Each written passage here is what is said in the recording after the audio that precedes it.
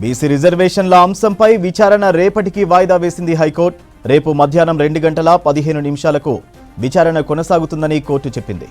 రిజర్వేషన్ల అంశంపై ప్రభుత్వం తరపున సుప్రీంకోర్టు సీనియర్ న్యాయవాది అభిషేక్ మను సింఘ్వి వాదనలు వినిపించారు. ఈ సందర్భంగా వాడివేడి వాదనలు జరిగాయి. రిజర్వేషన్లు 50% దాటొద్దని రాజ్యాంగంలో లేదని సింఘ్వి వాదించారు. ఇది కేవలం సుప్రీంకోర్టు ఆదేశమేనని చెప్పారు. నిబంధనలు అనుసరించే బీసీలకు ప్రభుత్వం 42% రిజర్వేషన్లు కేటాయించిందన్నారు. సమగ్ర సర్వే ఆధారంగా డేటా సేకరించి బీసీలకు 42% ఇచ్చిందని చెప్పారు.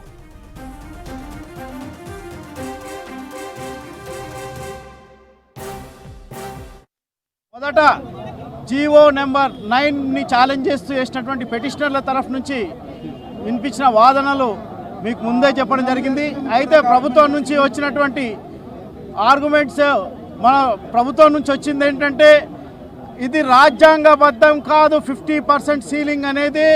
అదేవిధంగా ఈ 50% సీలింగ్కి మించి ఇచ్చినటువంటి రిజర్వేషన్కి తీసుకోవాల్సినటువంటి ఎంపెరికల్ స్టడీని, సైంటిఫిక్ రీసెర్చ్ని చేసిన మీదటనే ఈ యొక్క జీవోని ఇష్యూ చేయడం జరిగిందని కోర్టు వారికి విన్నవించడం జరిగింది. కోర్టు వారు ఈ జీవోని స్టే చేయడం కానీ స్ట్రక్ చేయడం కానీ ఎలాంటి జరగలేదు. ఇంకొకటి, ఎన్నికలు జరగనున్నాయని చెప్పేసి రేపటి నుండి ఎన్నికలు జరగనున్నాయని తెలియజేసేందుకు ఎన్నికల కమిషన్ కూడా సిద్ధంగా ఉంది.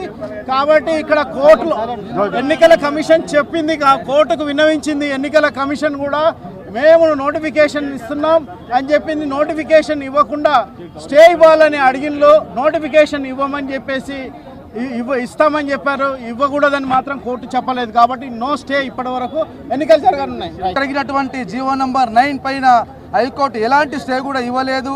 రేపటి నుంచి నోటిఫికేషన్ ప్రక్రియ కూడా మొదలు చేసుకోవచ్చు. ఎందుకంటే హైకోర్టు ఒకవేళ స్టే ఇస్తే మాత్రం మనం చేయకపోతుండే. హైకోర్టు ఎలాంటి స్టే ఇవ్వలేదు కాబట్టి రేపటి నుంచి ప్రక్రియ కూడా మొదలవుతుంది.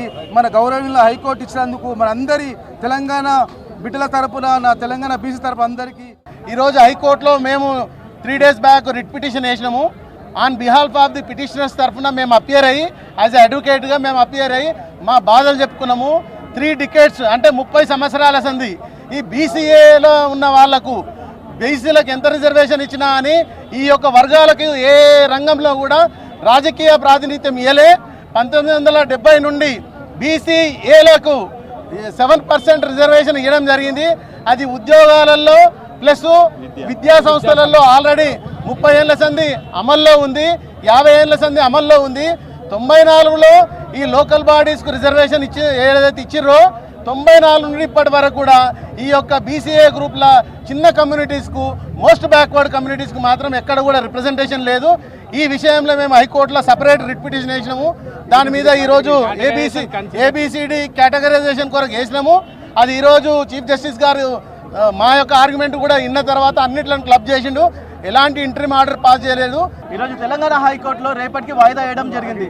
ఇంపార్టెంట్ హానరబుల్ చీఫ్ జస్టిస్ గారు కూడా అడిగిన విషయాలు ఏంటంటే, మనకు కె కృష్ణమూర్తి గారిది ఏదైతే కేసు ఉందో ఆ కేసులో వాళ్ళు చెప్పినట్టు మాకు ఓబీసీలకు రిజర్వేషన్ స్థానిక ఎలక్షన్లలో ఉందా లేదా అనేది మనకు మెయిన్ ఇష్యూ. స్థానిక ఎలక్షన్లలో ఆర్టికల్ 243(d)(6) ప్రకారము మనకు ఎటువంటి ఎంపారికల్ డేటా లేదు. కాబట్టి ఇందిరాస్వామి కేసు అని అందరూ చెప్తున్నారు కదా, ఇందిరాస్వామి కేసు కేవలము ఎడ్యుకేషన్ అండ్ ఎంప్లాయ్మెంట్ గురించే ఉంది. ఎక్కడ కానీ పొలిటికల్గా కానీ లోకల్ బాడీ గురించి కానీ ఎక్కడ లేదు. మా వాదనలు కూడా ఏంటంటే మేము ఇంప్లీడ్ అయినాం కాబట్టి ఆనరబుల్ జడ్జి గారిని కూడా కోరడం ఏం జరిగినామంటే ఎటువంటి ఇంట్రీమ్ డైరెక్షన్స్ ఇవ్వద్దు. దీంట్లో ఎంతమంది అయితే ఇంప్లీడ్ అయినారో వాళ్ళ వాదనలు కూడా విన్న తర్వాతనే మీరు దీంట్లో ఇవ్వాలని. ఇప్పుడు తీసినా కూడా మనం క్యాస్ట్ వైజ్ సెన్సెస్ కూడా తీయడానికి కారణం మన హానరబుల్ హైకోర్టే. దాంట్లో 2019లో క్యాస్ట్ వైజ్ సెన్సెస్ చేయాలని కేసు వేయడం జరిగింది. ఆ వేసిన తర్వాత 2024 సెప్టెంబర్లో దానికి ఆర్డర్ వచ్చి హైకోర్టు ప్రభుత్వానికి ఆర్డర్ ఇచ్చింది మీరు సెన్సెస్ తీయాలని. దాని తర్వాతనే ఈ ప్రభుత్వము ఆ సెన్సెస్ అనేది తీయడం జరిగింది. దాని తర్వాత స్థానిక సంస్థలలో ఎలక్షన్స్ జరుగుతలేవు అని ఇంకొక పిటిషన్ దాఖలు చేయడం జరిగింది. అది మొన్న జూన్లో 30 సెప్టెంబర్ వరకు మీరు ఎలక్షన్లు చేసి దాని రిజల్ట్స్ ఇవ్వాలని చెప్పినారు. ఈ క్రమంలోనే డెడికేషన్ కమిటీ అనేది ఏర్పాటు చేసి ఎంపారికల్ డేటా అనేది తీయడం జరిగింది. దాంతోపాటు బిల్లుని గవర్నర్ దగ్గరికి పంపించడం జరిగింది.